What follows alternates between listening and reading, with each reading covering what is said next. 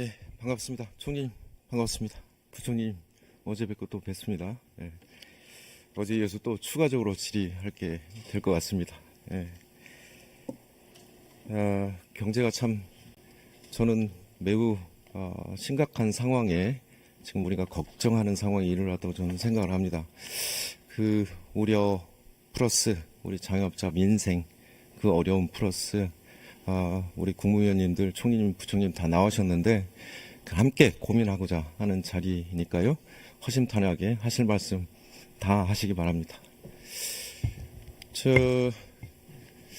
총리님, 저거 한번 보시겠습니까? PT? 24년 전망과 25년 전망인데요. 저게 예산안 편성의 주요 경제 지표 전제입니다. 혹시 알고 계세요? 경제를 또 하셨으니까 이해하시죠? 저런 수치들은 일단 경상성장률을 세입 예산 추계 분석 25년도 예산안 제출할 때요. 세입 예산 추계 분석 때 5.5%로 해서 냈습니다. 이게 9월 2일입니다. 24-28년도 국가재정운용계획 경상성장률을 5.0%로 계산을 해서 제출했습니다. 그런데 이것도 9월 2일입니다. 같은 날 두 개의 지표가 발표됐습니다. 또 하나는 이제 실질 성장률인데요. 이거는 7월 달에 기재부가 하반기 정책 운영 방향을 발표할 때 성장률 전망치를 상향을 시킨 수치입니다. 그러면 실질과 경상이 나왔으면 이제 GDP 디플레이터, 우리 전체 물가 수준도 나오게 되어 있습니다. 그 다음에 민간 소비 증가율도 1.8%로 예산안 제출하면서 같이 제출했습니다. 소비자 물가 상승률 2.6% 계산했고요. 취업자 증감 23만 명 했습니다. 이 지표들은 좀 국무회의 때나 예산안 보실 때 보셨어요? 총리님? 네, 주요 이제 경제 지표들이니까요. 여기에 대해서 부총님 제가 말씀드리겠습니다. 제가 설명은 들었어요. 근데 아직도 제가 이해가 안 됩니다. 왜냐하면 같은 날 두 개의 보고서가 다른 성장 전망치를 가지고 올 수가 없어요. 예. 이거 하나는 어디냐면요. 세입예산 추계 분석은 어디냐면 경제정책부하고 예산실입니다. 5.0 전망치는요. 어디냐면 재정정책국입니다.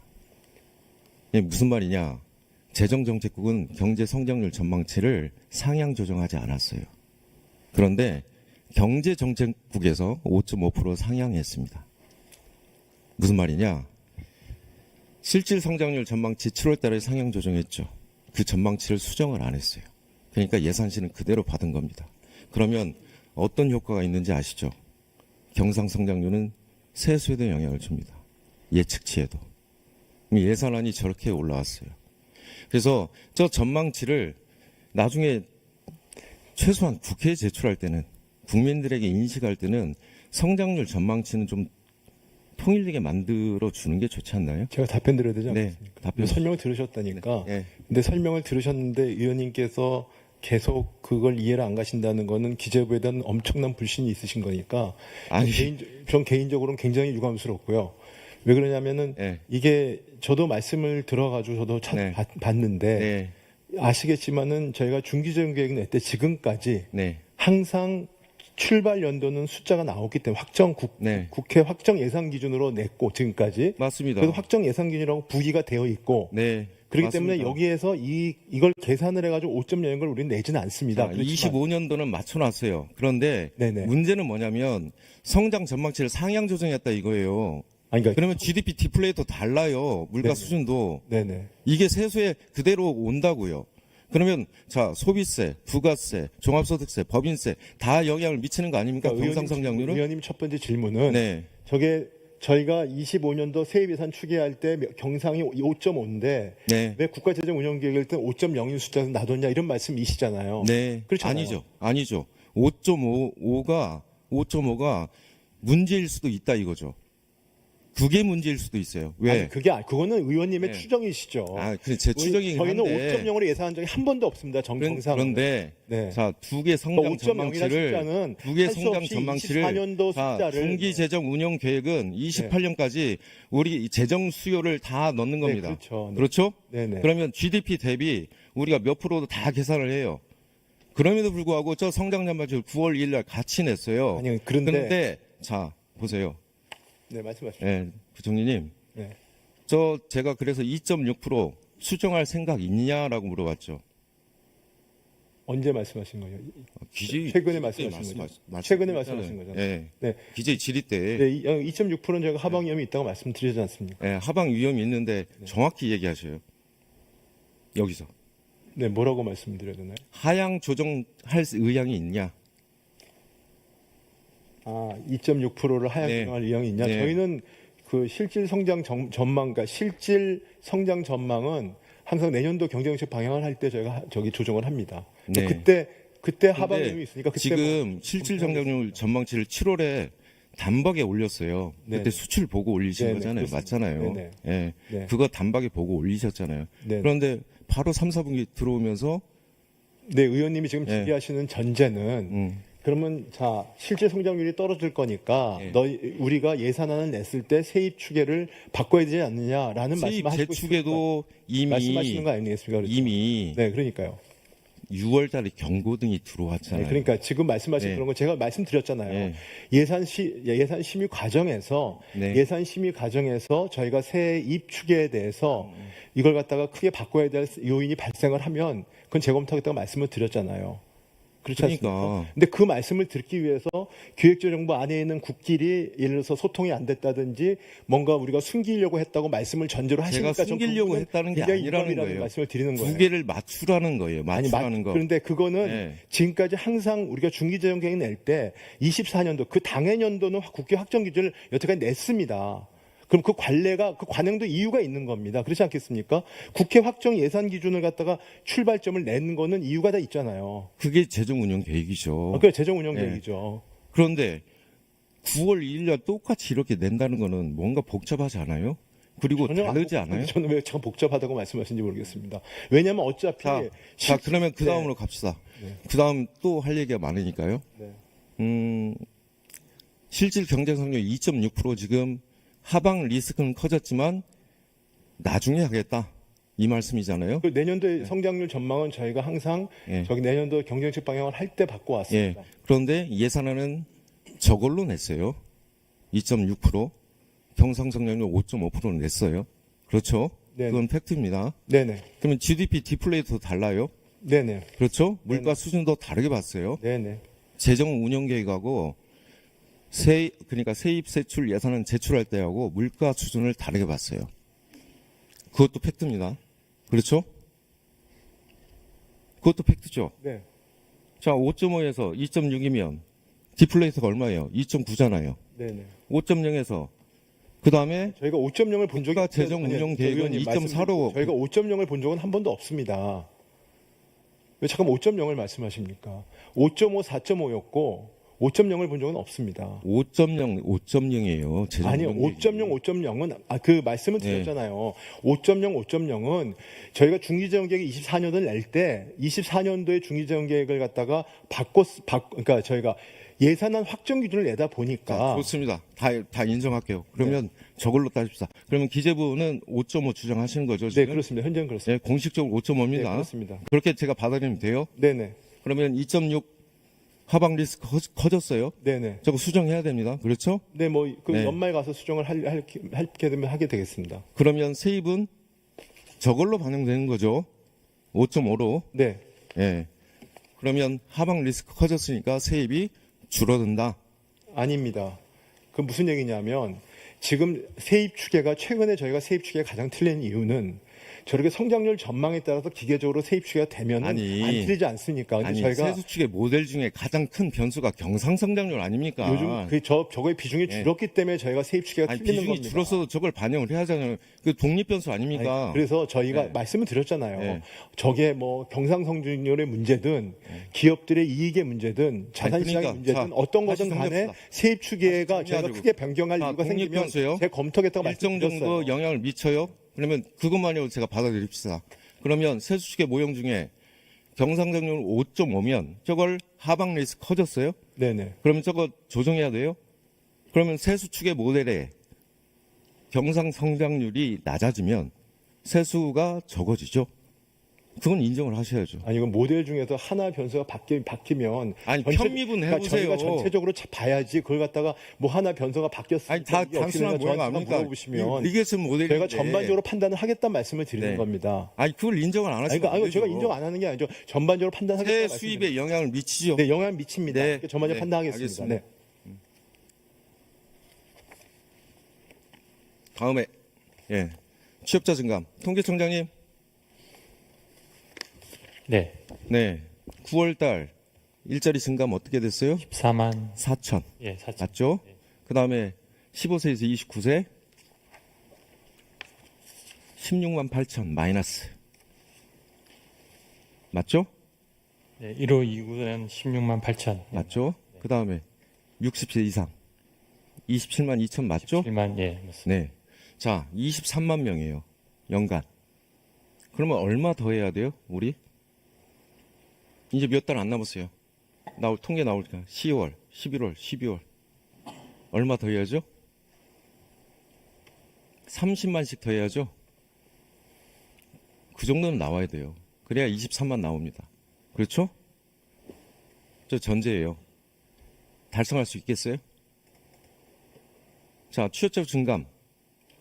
어떤 거에 영향을 미치죠?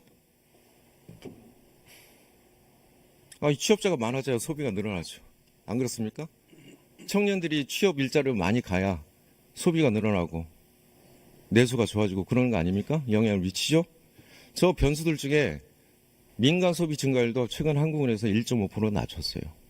저 변수들 어느 것도 예산안 제출할 때 맞는 게 하나도 없습니다. 다음.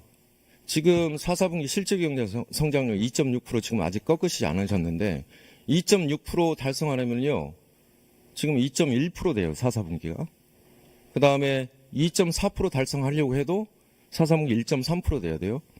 2.2% 간신히 저는 올라올 것 같아요. 제 예상은 그렇습니다. 네, 네, 한 말씀만 잠깐. 네, 하세요.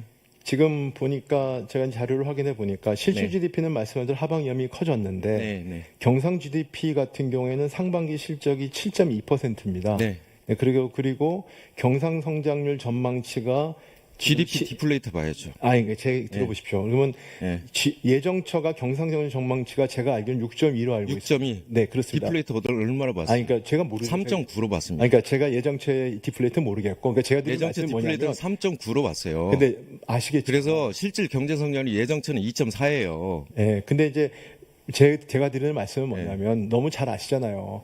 그러니까 실질 성장률 경상하고 디플레이트하고 실질의 차이를 그렇게 기계적으로 계산해서 나오지 않는다는 건 알고 계시지 않습니까?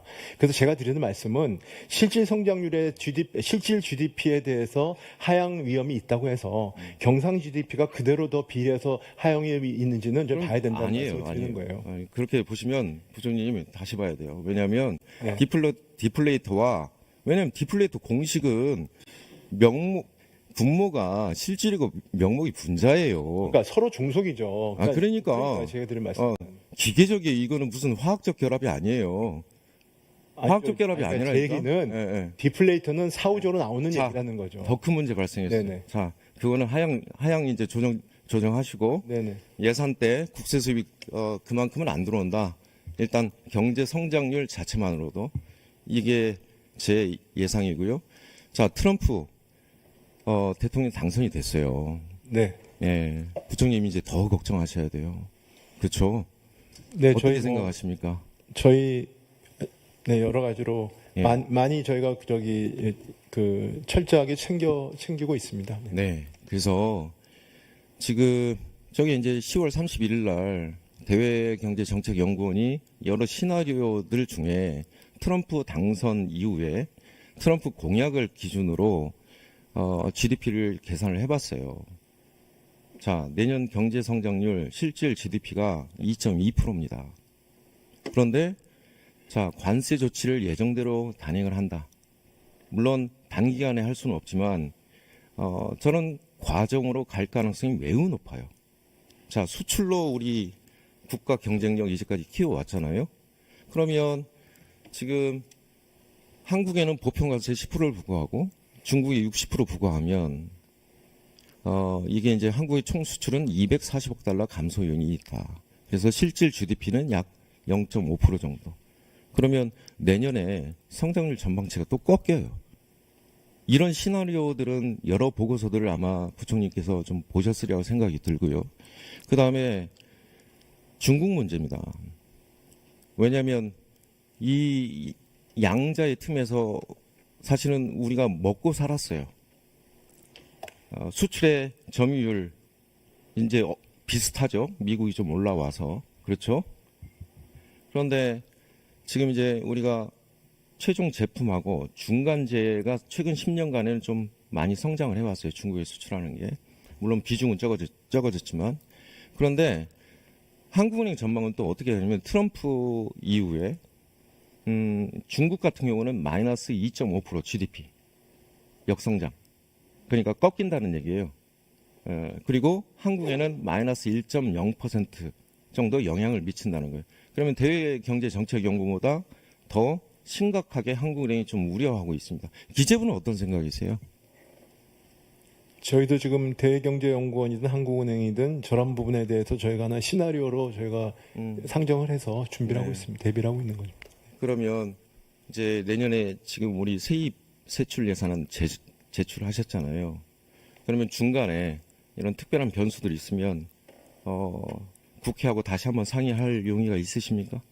그거는 제가 지금 저기 의원님이 뭐 저런 그 어떤 연구나 전망을 가지고 같이 우려를 하고 있는 거는 충분히 저도 공감을 하고요. 네. 저희도 모든 시나리오를 대상으로 준비를 하지만 네. 아시겠지만 저 부분들은 예를 들어서 지금 뭐 단기간에 나오는 것도 아니고 그 다음에 결국은 한미 관계의 어떤 여러 가지 그 동맹 관계가 있기 때문에 저희가 바이든 정부 출범했을 때도 네. IRA나 반도체법 봤을 때 저런 연구가 무지 많았습니다. 근데 그럼에도 불구하고 저희가 그런 부분들을 외교 영향으로 나름대로 풀어서 우리 기업들에 대한 피해를 최소화했거든요. 네. 그러니까 저희가 그런 노력을 일단 하겠습니다. 그렇게 그럼에도 하시고요. 불구하고 네. 뭐 그렇다면 저희가 또 근데 보고를 드리겠습니다. 저 그 전에 또 저 먼저 상의할 일이 생겼어요. 예. 저 일단 내년 국세 수입이 뒤에 얘기하겠지만 제 예상은 한 47조에서 50조까지 예상이 돼요. 그 정도 더 걷어야 돼요. 제 예상은. 그래서 6월에 아마 재정 빨간불 또 들어올 거예요. 그때 빨리 협의해 주시기 바라고요. 환율을 튑니다. 그렇죠? 당분간 지속될 거라고 생각 안 하세요? 고환율? 제가 외환당국이기 때문에 그 말씀을 드리기는 적절치 않습니다. 네, 알겠습니다. 메시지는 네. 자, 수출 한번 보시죠. 지금 산업통상부 장관님 나오셨습니까? 차관님이십니까? 네. 지금 산업부에서 관리하는 15개 품목 중에 10월 누계 봤어요. 22년 10월까지 봤을 때 넘어선 거는 반도체가 약간 넘어섰고요. 이제 자동차, 일반 기계 약간이고요. 선박 빼놓고는 다 22년 대비 다 마이너스예요. 맞죠? 예, 그렇습니다. 네. 지금 수출 누계액은 22년 10월까지가 10월은 잠정치입니다. 5,700억 달러 정도 되고요. 24년이 5,662억 달러. 아직 22년 수준은 못 넘은 것 같아요. 그렇죠? 예. 예. 지금 22년도 또 비교해봤어요. 아세안하고 중국.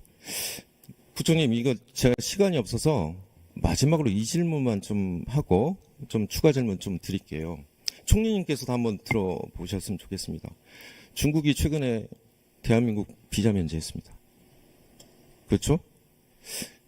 경제적인 관점에서 어떻게 바라보고 계세요, 이거를? 총리님 한번 얘기해 주시죠. 동안에 중국이 네.